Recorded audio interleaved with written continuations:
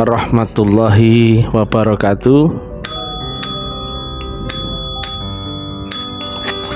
Om Swastiastu, Namo Buddhaya, Salam, Salam Rahayu, Salam Kebajikan, Salam Taklim Makrifat Ura. Edisi siaran langsung bertempat di Lamongan, Kampus 3 Taklim Makrifat. Judul yang kita angkat kali ini adalah untuk menembus akhirat kita mesti dibaiat saat kita di dunia.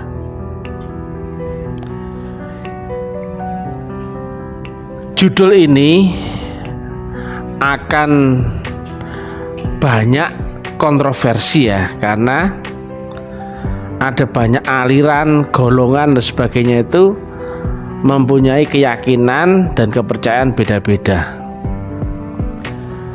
Tapi lagi-lagi kita akan urai logikanya sehingga kita terbuka bagaimana kita membayangkan gambaran bahwa syarat rukun dan teknik itu penting dan itu akan selalu dipakai dalam setiap perpindahan dimensi dan sebagainya.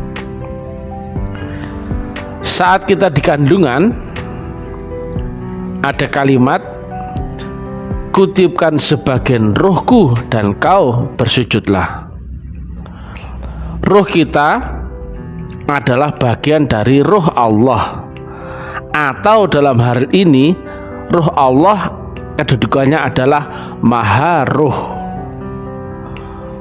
Roh kemudian turun ke dunia menjadi wujud manusia jasmani.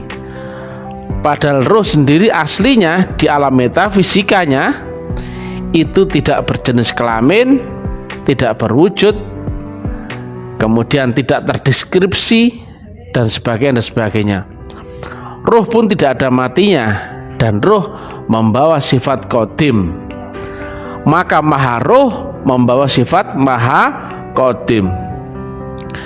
Nah, di mukadimah awal tadi, hubungan kita dengan Allah itu sama halnya hubungan antara roh dengan maha roh, bukan dengan akal.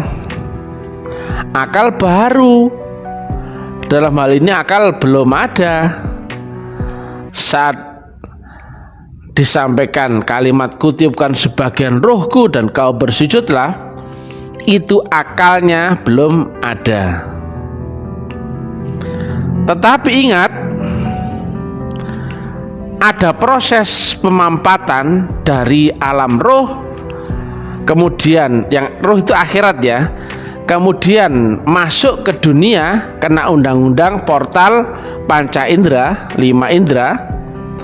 Maka yang roh tadi tiba-tiba pelutut membawa sifat lahiriah jasmani. Loh, lantas rohmu di mana? Oh, nyatanya kan ada yang jasmani. Nah, dari alam roh menuju alam jasmani dunia, ternyata kita melewati fase 9 bulan dalam kandungan. Artinya ada adaptasi khusus dari alam roh untuk menuju alam jasmani, alam dunia. Kita melewati proses masa inkubasi, yaitu selama 9 bulan. Nah, berarti apa? Untuk masuk ke dunia, manusia yang apapun itu kriterianya, itu telah dibaiat di alam kandungan. Kutipkan sebagian rohku dan kau bersujudlah. Itu berarti untuk masuk ke dunia, si manusia ini telah dibaiat di alam kandungan. Atau pahamnya banyak orang, Nur Muhammad telah ditanamkan pada manusianya saat dia diproses di kandungan. Kemudian lahirlah menjadi manusia yang saat lahir jasmania akalnya masih 0, tapi kolbunya masih full 100%. kemudian berjalannya waktu, akal itu akan menyerap pengetahuan, dan apapun yang terlibat dengan panca inderanya menjadi masuk ke dalam pengetahuan si bayi tadi. Lambat laun makin berumur dia makin pintar akalnya, kemudian ruhnya makin terhijab. Kita tengok lagi di dalam suatu kejadian saat Nabi Adam diciptakan, kemudian Nabi Adam dibekali oleh ilmu titik-titik, yang ternyata ilmu itu adalah untuk menghafal benda-benda. Akhirnya Allah menyampaikan kepada yang lain bahwa Nabi Adam telah diberikan bekal pengetahuan. Padahal pengetahuan itu hanyalah menghafal benda-benda. Hei Adam, ini HP. Ayo bilang apa? HP. Lah, ini apa Dam? Ini bilang ya bebek lucu. Apa Dam? Bebek lucu. Lah gitu. Kemudian Dam, ini bel ya, coba ya. Ayo sebut apa? Bel. Bel. Nah itu. Apa itu artinya? Adam mau diciptakan dan sebagainya disempurnakan, dia dibekali dengan gelombang akal. Karena yang bisa menyerap pengetahuan benda-benda di alam indrawi adalah akal. Maka dari alam roh masuk ke proses inkubasi, itulah akal mulai ditanamkan. Chipnya, anggap aja chipnya, pengetahuannya belum ada. Karena apa? Setiap kelahiran si bayi itu akan selalu lewat portal 0 atau 0,0,0,0,0,0. Tetapi kemudian berjalannya waktu, akal si bayi ini akan menyerap pengetahuan benda-benda dan sebagainya yang diserap oleh panca inderanya dan diolah oleh akalnya. Maka apapun itu akan menjadi pengetahuan bagi si bayi, kemudian beranjak makin besar, remaja, dewasa, dan nanti akan menjadi tua kembali. Saya sampai lupa judulnya apa tadi. Nah, lihat, perhatikan ya. Untuk masuk ke dunia, ternyata si manusia itu dia dibaiat di alam kandungan. Nah, kita kunci ya, kata kunci ya. Nah, banyak orang beranggapan bahwa semua manusia telah ada Nur Muhammad dalam dirinya. Saya bilang betul. Tapi Nur Muhammad yang itu adalah untuk kau ke dunia. Lah, konteks judulnya kita bahas ini apa? Untuk menembus akhirat. Semisal kalau kau mau masuk SMA, pendaftarannya di mana? Saat lulus SMP, betul nggak? Lah, kalau dari SMA, kalau kau masuk perguruan tinggi, kira-kira bisa nggak pakai ijazah SMP-mu? Nggak bisa. Lah, ini dia akan menggugurkan seluruh sudut pandang yang awur-awuran tadi. Nur Muhammad yang ada pada diri manusia yang dilahirkan ke dunia itu adalah Nur Muhammad untuk kau hidup di dunia. Tapi untuk kau kembali ke akhiratmu, yang di situ Allah dalam hal ini menyebut dirinya Malik Yaumiddin atau aku raja di langit akhir tertinggi, tentu dong dari duniamu mesti ada alat untuk menembus akhirat, betul? Karena Tuhanmu ada di lapisan akhirat tertinggi. Lah, bagaimana kau bisa masuk akhirat sementara kau masih ada di gelombang akal? Impossible. Logika tadi ya.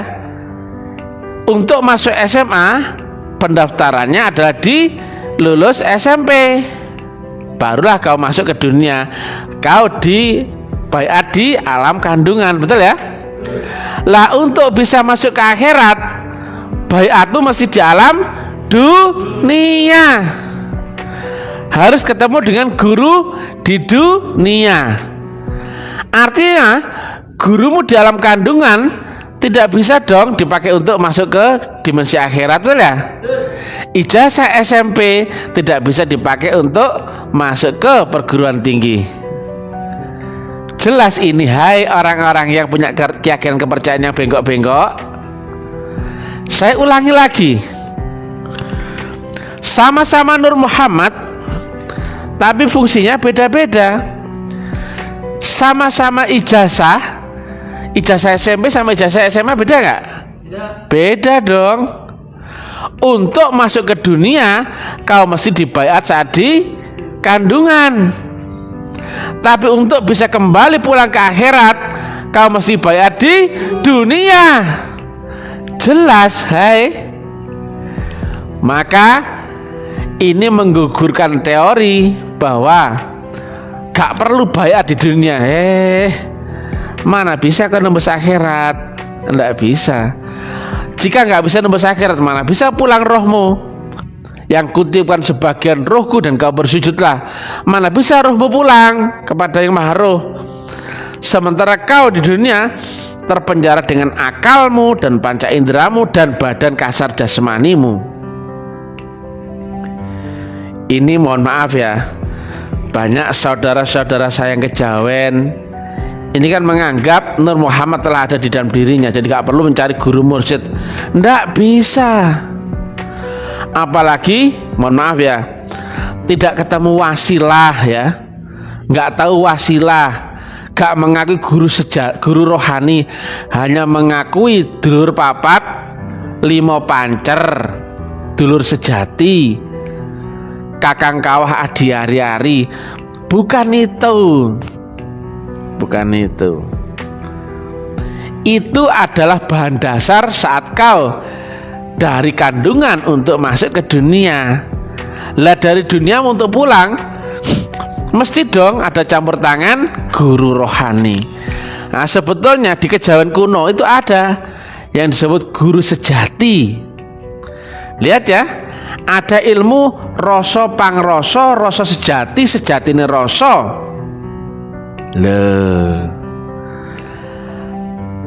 Rasa pangrasa, rasa sejati, sejatine rasa. Ada rasa yang di atas rasa, duduk rasa akal.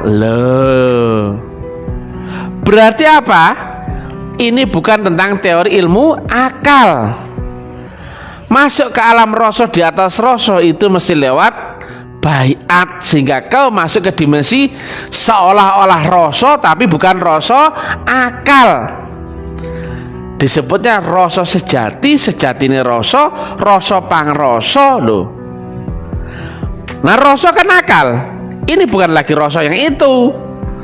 Rasa yang memakai akal itu ilmu akal. Lah rasa sejati itu rasa di atasnya alam akal. Itu jelas ilmu roh. Tapi ilmu kejawen, kapitayan itu adanya sebelum Hindu. Nah, Hindu ke sini ke zaman Islam itu sekitar 6.000 tahun sebelum Islam.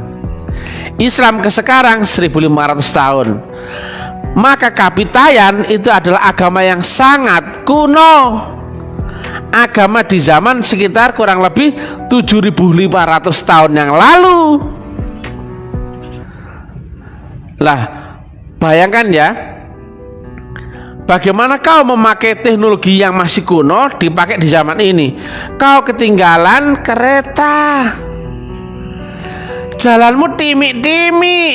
Makanya biasanya praktisi kejawen banyak terjebak di laku klenik, perdukunan. Oh, tirakatnya hebat-hebat, tapi nggak sampai-sampai, itu masalahnya.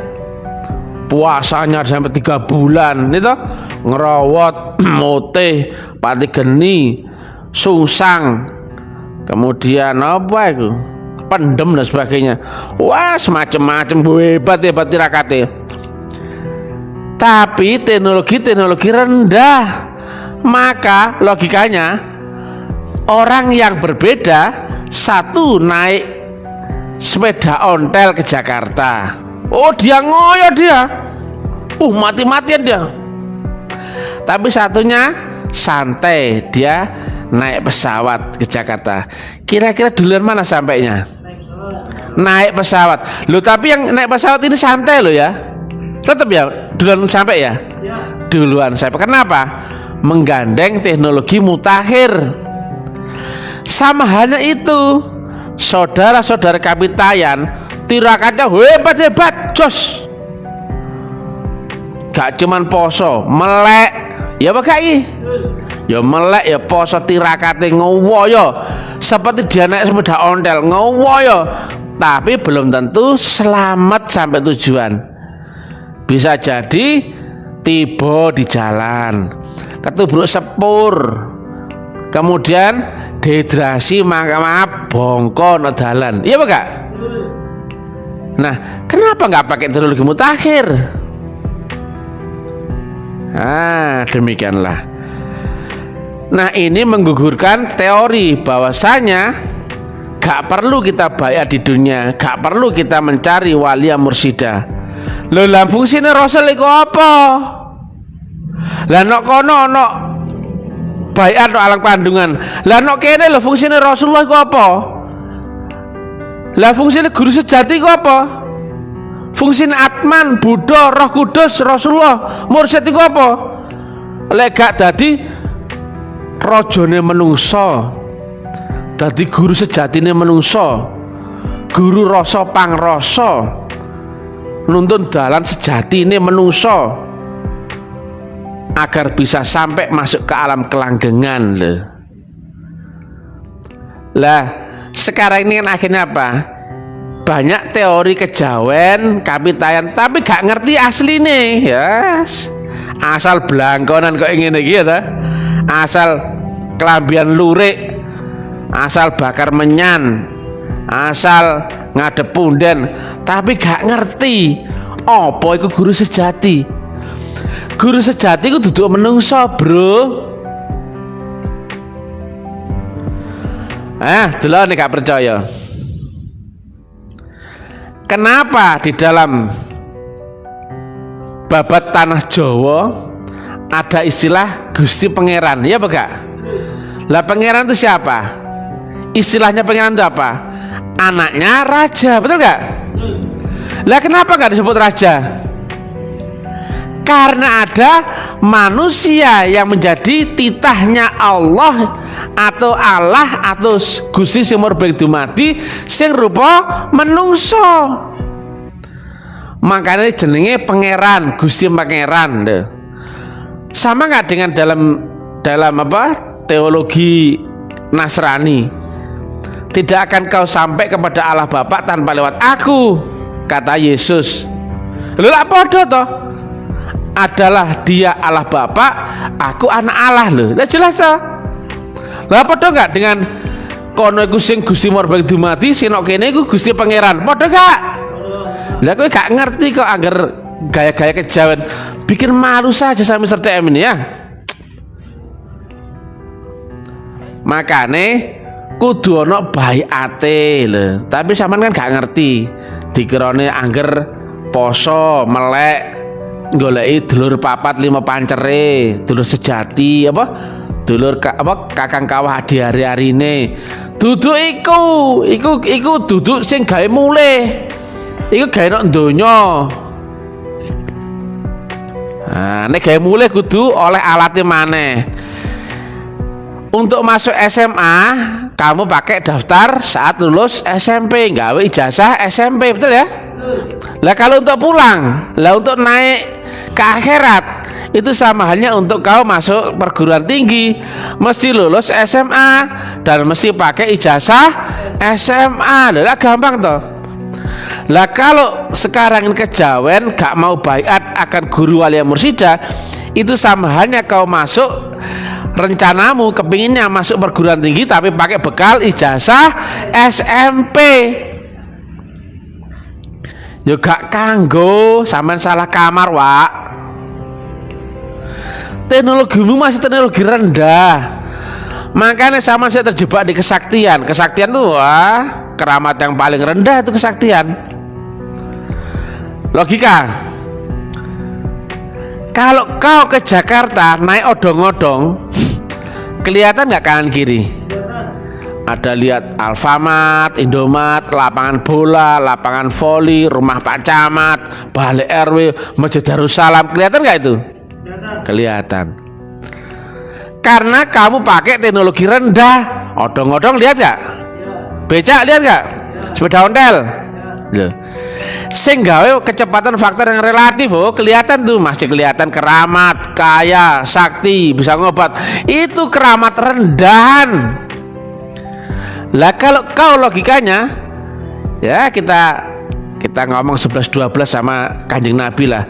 Kalau memakai faktor kecepatan tak terhingga, nah, dulu disebut Nabi Al-Buraq. Kalau kata Mr. TM, faktor unlimited. Maka jarakmu sama dengan V kali T, T-nya hilangkan karena relatif.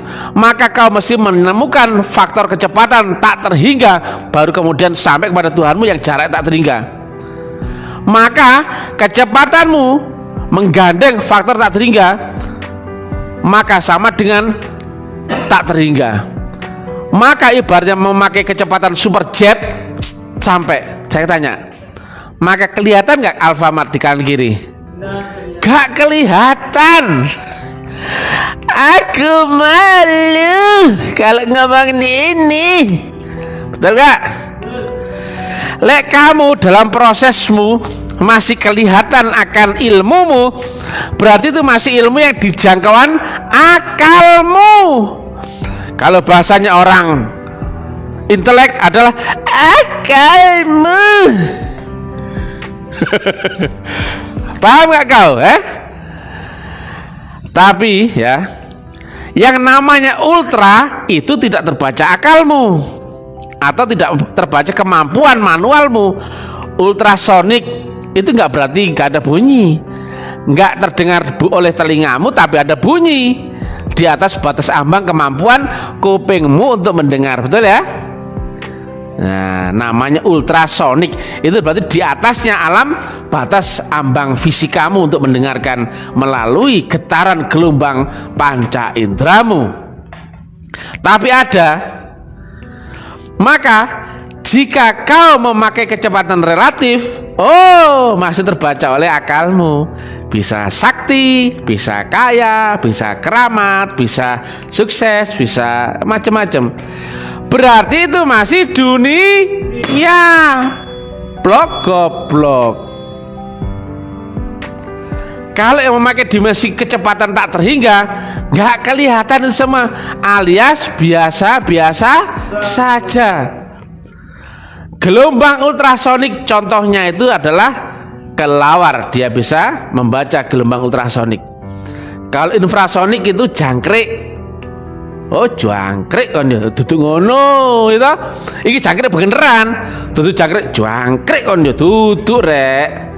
Oke, wong Jawa balaku kabeh kejawen-kejawen sing gawe ngene iki lho ya. Apa iki helm? Apa jenenge iki? Apa? Gayane kayak wong kejawen. Dah. Adiluhur. Nah, tadi ngerti ya?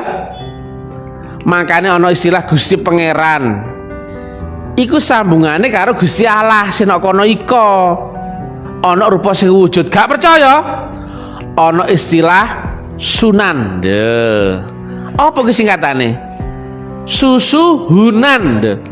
Tempate wong njaluk pituduh. Artinya njaluk dituduhno dalan ngono ki lho. Nah, kenapa kok rupane menungso? Karena menungso iki asine sing menungso sing asli sunan iku wong makrifat. Jawabane menungso tapi jerone gelombange nyambung karo Gusti Allah lho. Makanya sama njaluk pituduh dalan takono sunan. Biar lah ngono. Makanya ono istilah kiai lho. Kiai ku gak kudu wong Islam tok. Kiai ini wong Kristen ya ono, kiai ini Islam ono. Kiai itu wong sing dianggap sepuh, keilmuane, ampuh lah ngono lho. Saiki kadung kiai itu kadung merke wong Islam. Makanya kalau peserta ini kalau Islam apa Buddha? Kayak orang Hindu Kira-kira orang apa iki? Nah, cuman tak kandani ya. Saya dulu ngerayu istri saya itu begini. Saya itu asli Lamongan, cuman ada keturunan Itali. Nah, gombal. Nah, ya sama tak gombali. Aku yo orang di merek kok.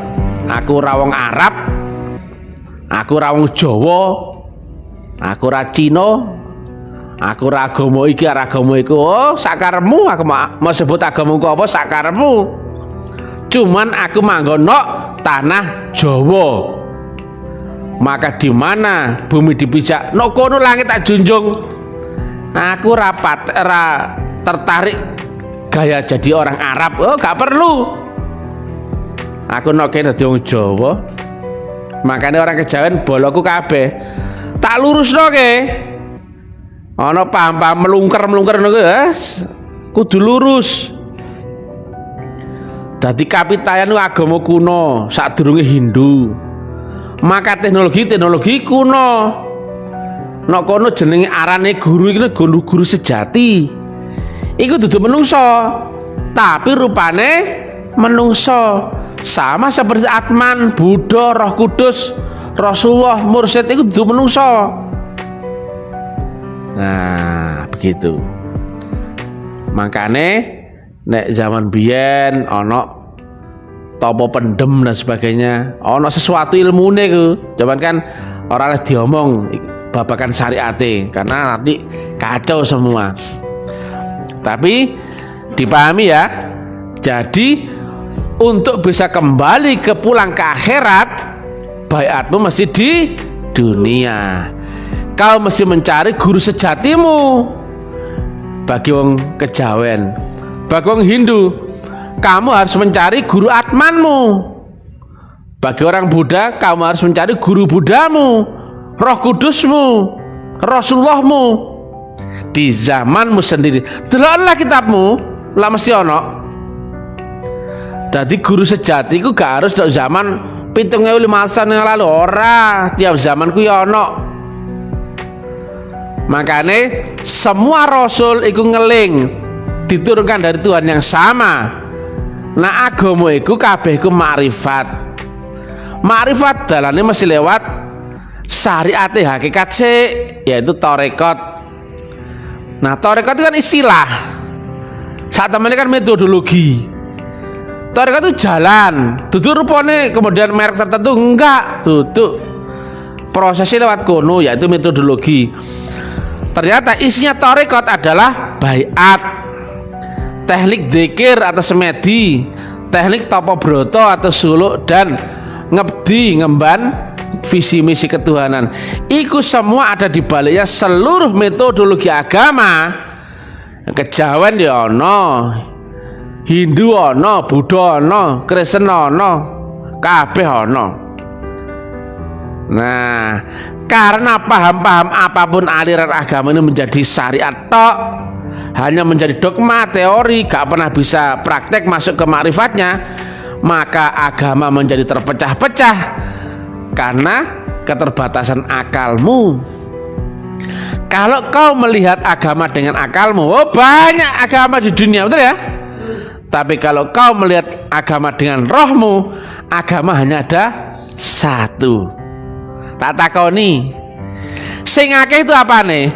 Merek dan syariat, betul enggak? Lah, syariat kan alam akal. Tak takoni, nek kowe wis mati, apa sih ditakoni? Kamu beragama apa? Ono pertanyaan gitu enggak? Gak ono. Betul enggak? Hanya apakah kau kenal Allah dan kenal Rasulullah, betul enggak? Loh. Nek wong Hindu nyebute gurune ku Atman, ya padha ditakoni, apakah kau kenal Atmanmu? Oh Buddha ya gitu. Kau kenal guru Buddhamu loh. Kau kenal Roh Kudusmu. Ditanya pula nek nang Islam, kau kenal Rasulullahmu kan ngono. Man rabbuka? Man nabiyuka lho padha. Nah, siapa yang menjadi penjamin juru selamat bagimu di zamanmu, di kaummu sendiri? Lah kalau kau nggak ketemu dengan juru selamat atau rasul min anfusikum di zamanmu sendiri, itu berarti agamamu agama akal alias zong. Paham ya? Jadi mursyid iku sak temene yo atmane wong Buddha. Paham gak sekarang? Atmane wong Hindu, Buddhane wong Buddha. Mursyid iku roh kuduse wong Kristen. Guru sejatine wong Kejawen. Lah sampe lek bingung perkara jenenge to. Guru sejati dadi Atman wis bingung. Atman dadi Buddha bingung. Buddha dadi Roh Kudus bingung. Roh Kudus dadi Rasulullah bingung. Merek iku cuman dipakai di alam akal di dunia. Lah dhuwure alam akal masa pakai merek lagi. Apakah perlu syariat saat di alam kematianmu, setelah kamu mati? Gak pakai. Apa kita tanya syariatmu syariat apa? Merek apa kamu? Hindu, Buddha, Islam, Kristen? Ada nggak pertanyaan gitu? Nggak ada, bro. Syariatmu itu cuman gawe nok donya. Begitu mati, wes ra ono aturan syariat. Mosok mayit kon sembayang, lah medeni bocah, betul nggak? Mayit kon gak sholat iki wes dhuwur iki. Apa ngono? On aturan ngono. Keplek kowe. Ya?